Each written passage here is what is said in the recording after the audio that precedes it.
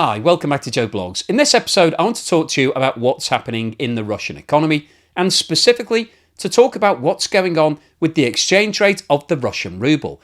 If you've been following the channel, you'll know that I've been posting a series of videos talking about the ruble. I actually posted one when it went below 95 against the US dollar. I did a subsequent one when it dropped below 96.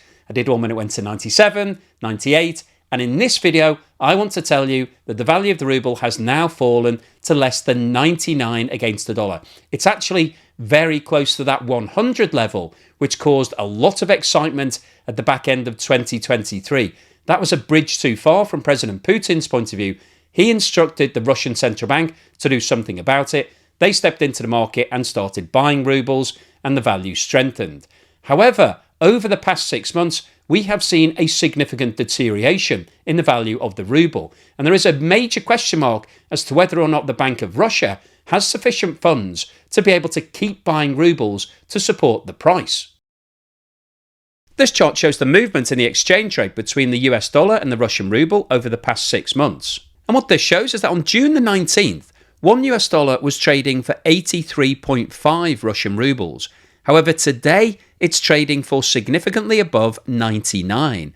And as you can see, since the start of August, there has been a consistent and rapid decline in the value of the ruble. And if we expand the scale of the chart to show the last 10 years, you can see that there have only been 2 occasions in the past 10 years, or in fact in history, when the ruble has traded at a lower level. One of them was the summer of 2023, when President Putin told the Russian central bank to sort it out. And the other one was immediately following the invasion of Ukraine, when the value of the ruble collapsed. So what we're seeing here is a continued downward march in the value of the ruble. And the reason why that's important from Russia's point of view is twofold. Firstly, the value of your currency, broadly speaking, is linked to the strength of your economy.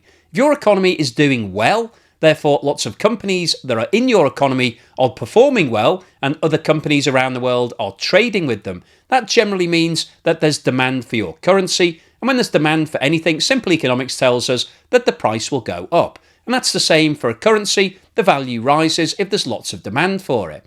But unfortunately, from Russia's point of view, the fact that the ruble is crashing in value tells us that the economy is not doing well. There are not lots of companies in Russia that are doing lots of trade all around the world. Firstly, there's the sanctions that are restricting the countries that those businesses can actually trade with. And secondly, the companies themselves are not performing particularly well. There's not a lot of export traffic from Russia, apart from the fossil fuels that are going to China and India and the other countries that are still trading with Russia. But the other problem that Russia has in terms of the falling value of the ruble is the fact that it means that its purchasing power in the international markets is going down. So if we take a very simple example of a product that's priced at $1 in the international markets, in June of this year, that product, assuming no profit margin for the importer, would have been selling in Russia for 83.5 rubles, because that was the exchange rate at the time. Today, that same product, still priced at $1, would be selling for more than 99 rubles. So that represents a significant increase in the cost, around 16% for Russian consumers, despite the fact that their income hasn't moved. So the falling value of the ruble makes imports more expensive. So that's bad news for Russian consumers, but it's also bad news for Russian businesses that have to import things as part of their raw materials or just part of their everyday business. So we've got a double whammy from Russia's perspective here. And one of the problems that Russia is facing is the fact that a lot of its international trade that it is still doing with China and India isn't being done in rubles, because those countries don't want to deal in rubles. They've said categorically that they won't. So China will only deal in its own currency, the Chinese yuan, and we've seen an appreciation in that currency because Russia is having to do all of its trade with China in yuan, and India also doesn't want to use the ruble. Russia doesn't want to use the Indian rupee, and so they're now using a combination of the Chinese yuan, which is also helping the value of the yuan from China's point of view, and United Arab Emirates dirhams. So Russia is finding that there are less and less countries around the world that are prepared to deal in rubles, and it's now in danger of becoming a dead currency. So what's the summary and conclusion today? Well, I wanted to post this video because the falling value of the ruble is one of the only metrics that we get on a daily basis. We can see what's happening with the price of the ruble every single day. And that's really quite rare at the moment because most of the data that we've got coming out of Russia is released once a month, if at all, because the amount of data has been severely restricted.